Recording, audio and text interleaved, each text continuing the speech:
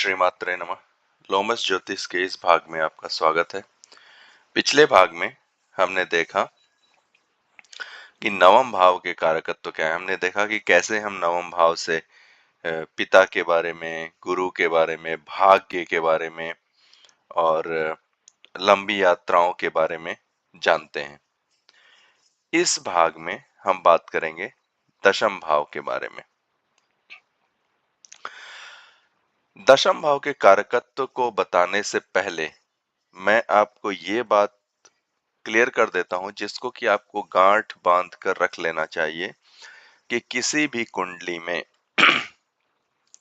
चाहे सारे भाव कैसे भी हों, कितने भी बुरे से बुरे योग हों, अगर जातक की कुंडली में 10वां भाव मजबूत है तो उसके जीवन की नाव बड़ी आसानी से पार हो जाएगी।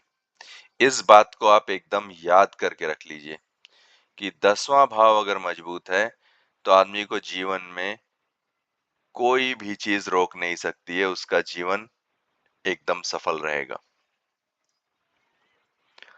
10वां भाव में अकेले इतनी सामर्थ्य है।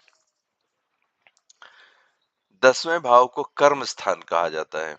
अब कर्म स्थान से मतलब जो भी कर्म आप इस जन्म में कर रहे हैं वो सारे कर्म 10वें भाव से देखे जाते हैं।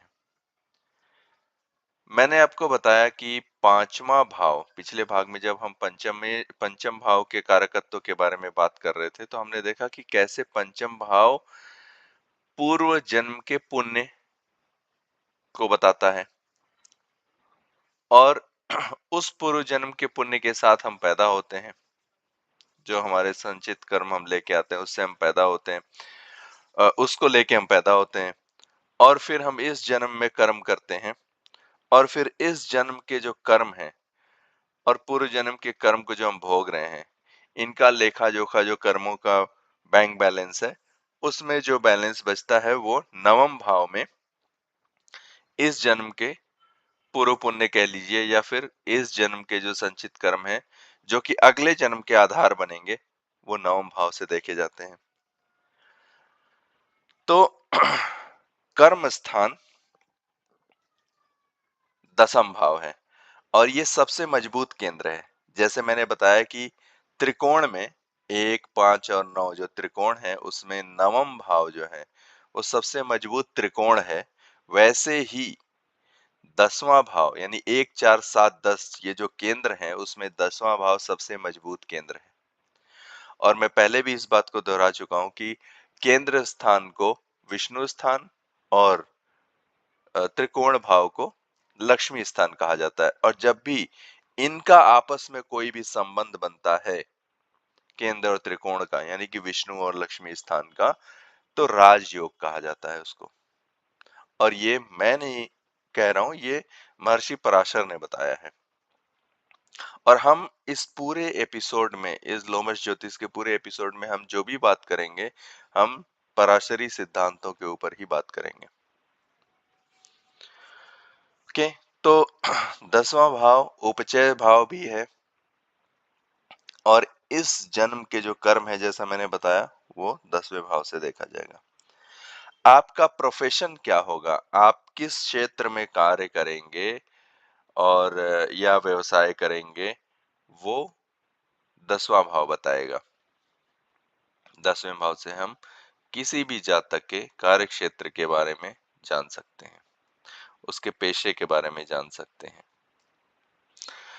आजीविका पार्जन, आज जो आजीविका जो कमाता है जातक, अपनी जीविका चलाने के लिए जो धन अर्जित करता है, तो आजीविका के जो सोर्स होंगे, जो ओरिजिन होंगे, सोर्स होंगे जिससे उसकी आजीविका चलेगी, वो क्या होंगे, ये 10वें भाव से पता चलता है।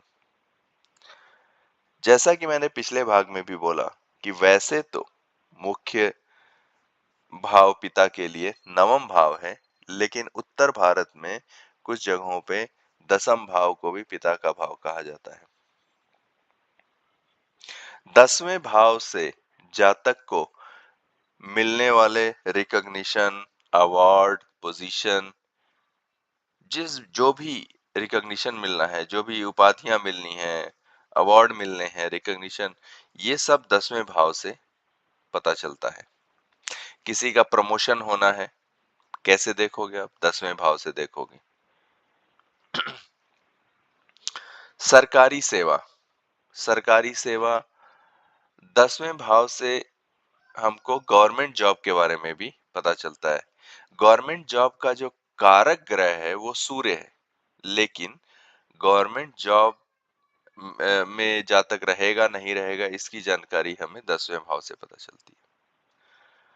पवित्र स्थानों की यात्रा, जैसे कि तीर्थ स्थान हो गए, मानसरोवर हो गया, इस टाइप के जो भी पवित्र स्थान है, इनकी यात्रा, ये सब 10वें भाव से पता चलता है। अगर हम शरीर के क्षेत्र की बात करें, मतलब शरीर में हम बॉडी पार्ट यानी शरीर के अंगों की बात करें, तो ये घुटने और जो काफ रीजन होता है, घुटने से नीचे जो पिंडलियां होती हैं, उसको 10वां भाव बताता है। 10वें भाव से हमें उसके बारे में पता चलता है। तो उनसे रिलेटेड समस्याएं, घुटने से रिलेटेड समस्या या पिंडलियों से रिलेटेड समस्या हम 10वें भाव से देखेंगे। और जो पितरों के जो कर्म होते हैं, जैसे श्राद्ध हो गया, ये सब हो गया, ये सब भी हम 10वें भाव से देखते हैं।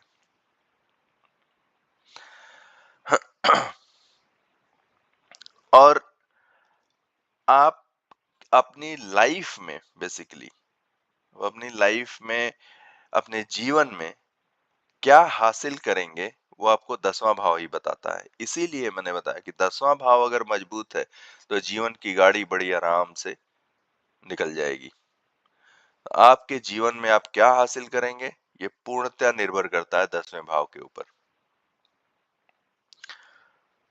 इसीलिए 10वां भाव इतना इंपॉर्टेंट है। और क्योंकि 2, 6 और 10 ये अर्थ त्रिकोण है, तो ये अर्थ भाव है, अर्थात जो मटेरियलिस्टिक चीजों के बारे में बताता है कि हमको क्या हासिल करेंगे, क्या पोजीशन मिल सकती है, इत्यादि। इसके जो कारक ग्रह हैं वो हैं शनि, बुध, सूर्य और बृहस्पति। 10वां भाव ही एक ऐसा भाव है जिसमें कि अगर आप देखोगे तो 4 कारक हैं, शनि, बुध, सूर्य और बृहस्पति। और मैं आपको एक चीज और बता दूं, कारकत्व की तो हमने बात कर ली, लेकिन किसी भी जातक का, मेरा, आपका, किसी का भी जो एग्जिस्टेंस है इस दुनिया में, जो अस्तित्व है, वो किसके इर्द गिर्द घूमता है? वो घूमता है पहले भाव, 5वें भाव, 9वें भाव और 10वें भाव के इर्द गिर्द घूमता है। बाकी सारे भाव जो हैं, चाहे दूसरा तीसरा जो भी भाव हैं, वो सिर्फ केवल एक फिलर हैं। फिलर यानी रिक्त स्थान की पूर्ति करने वाले हैं। लेकिन जो मेन भाव हैं, जिससे कि पूरे जीवन का चक्र चल रहा है किसी के भी जीवन में, वो पहला, 5वां, 9वां और 10वां भाव ही है। क्यों ऐसा है? जैसा मैंने बोला कि जो हमारा अस्तित्व है वो किस पे आधारित है? क्योंकि हम हिंदू एस्ट्रोलॉजी की बात कर रहे हैं, क्योंकि हम वैदिक एस्ट्रोलॉजी की बात कर रहे हैं, तो हम पुनर्जन्म की बात करेंगे। अगर पुनर्जन्म की बात नहीं करते हो तो वैदिक एस्ट्रोलॉजी का कॉन्सेप्ट ही खत्म हो गया, फिर वैदिक एस्ट्रोलॉजी मीनिंगलेस हो जाएगा। सॉरी। तो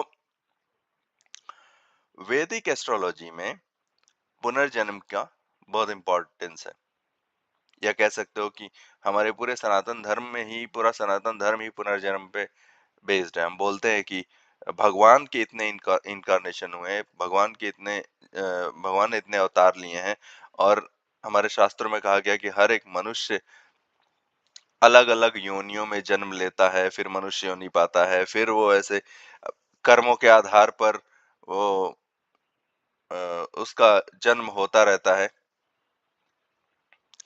तो ये सारी चीजें अगर हम बात करेंगे, तो पुनर्जन्म अगर आप नहीं मानते हो तो वैदिक एस्ट्रोलॉजी का कॉन्सेप्ट फिर आपके लिए वैलिड नहीं है। तो जैसा कि मैं बोल रहा था कि हमारा जो एग्जिस्टेंस है, हमारा जो अस्तित्व है, वो 4 चीज़ों पे निर्भर करता है।